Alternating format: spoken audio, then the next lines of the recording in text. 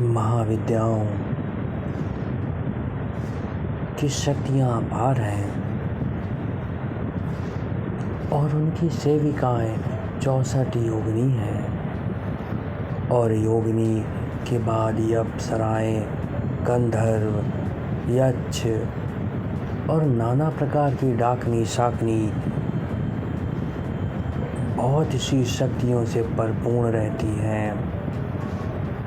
उनके पर ऐसी शक्तियाँ हैं जो मनुष्यों को बना भी सकती हैं और क्षण में नष्ट भी कर सकती हैं।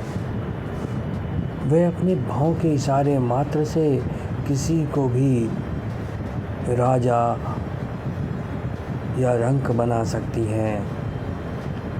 सभी शक्तियों के अंदर दिव्यता है और सभी एक ही शक्ति से संचालित हो रहे हैं। वह परम शक्ति ही देवी है। उन्हीं देवियों के स्वरूप का नाना प्रकार से वर्णन देखने को सुनने को मिलता है। बड़े बड़े ऋषि मुनियों ने घोर तपस्या कर देवियों को प्रसन्न किया और उनके द्वारा नाना प्रकार के मंत्रों का सृजन किया गया। उन्हीं में से कुछ ऐसे साबर मंत्र, कुछ ऐसी देवियों के विषय में पता चला जो मनुष्यों की, साधकों की, भक्तों की इच्छाओं को क्षण भर में पूर्ण करने में सक्षम हैं। उनके अंदर वह शक्तियाँ हैं जो सभी प्रकार की पृथ्वीवासी या धरती पर रहने वाले जीवों को उनकी समस्याओं से मुक्त कर सकती हैं। जिस प्रकार 10 महाविद्याओं में स्वरूप और शक्ति भिन्न भिन्न हैं, लेकिन वह स्वरूप एक ही हैं। जैसे हम माता लक्ष्मी को, जो भगवान विष्णु की प्रिया हैं, विष्णु प्रिया हैं, उनको 10 महाविद्याओं में कमला कहते हैं तथा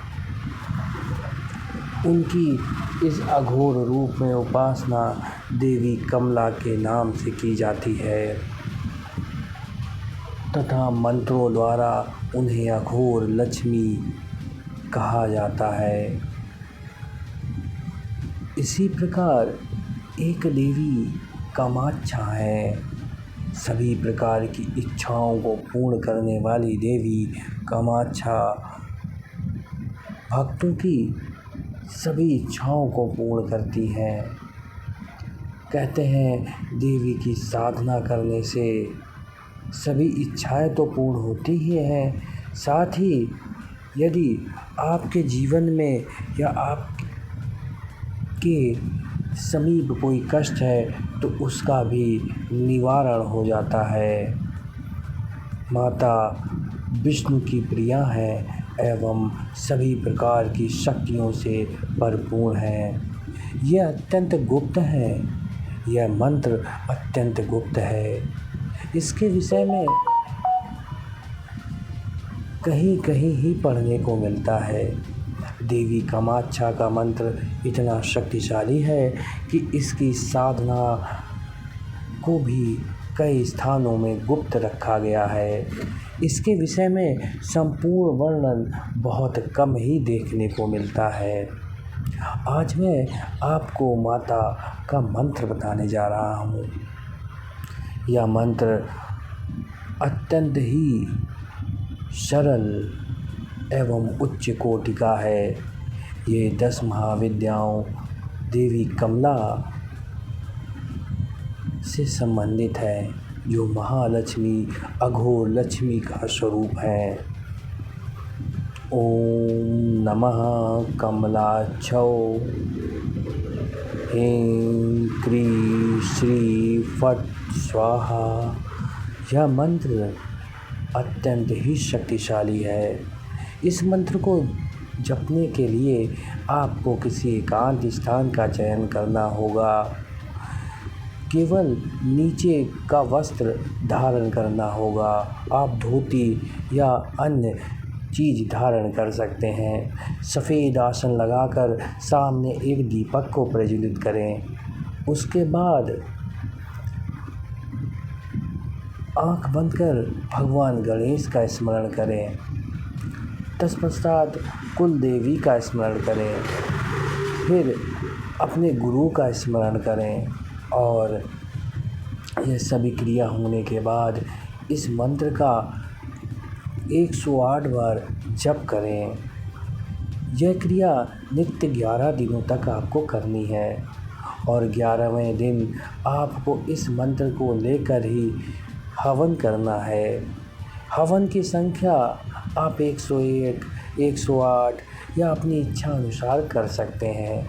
जितना अधिक आप करेंगे उतनी ही आपको ओज शक्ति प्राप्त होगी, लेकिन इसे पूर्णतः गुप्त रखना है।